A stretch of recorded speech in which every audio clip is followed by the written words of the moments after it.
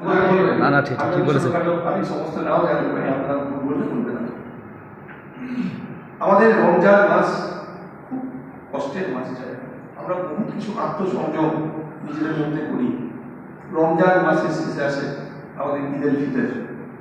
এটা আনন্দের দিন, উৎসবের আনন্দের দিন। এই উৎসবে আমরা সবাই এক হয়ে যাই, হিন্দু, মুসলিম, খ্রিস্টান, বৌদ্ধ, পার্সি, জৈন, সবাই এক হই। কেন এক হই?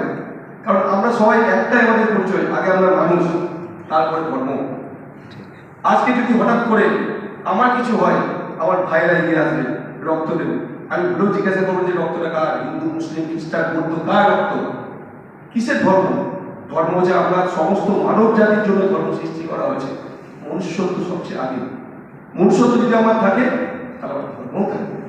আমার সমস্ত জায়গায় সমস্ত ইমাম মার্জিন যারা রয়েছেন, তারা কি করেন? প্রতিনিয়ত শুধু শান্তির বার্তা হয়েছে।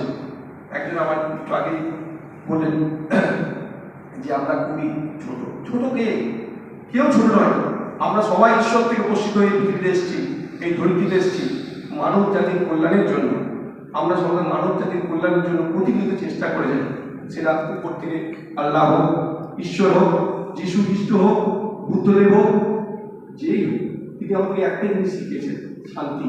শুধু শান্তি।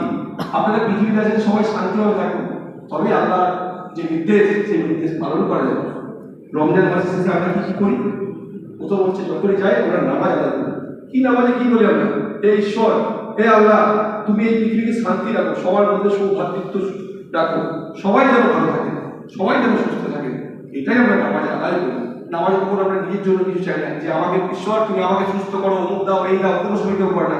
শুধু একটা জিনিস চাই, হে ঈশ্বর, আমার সমস্ত পৃথিবীর সমস্ত ভাই বোনদের সুস্থ রাখুন।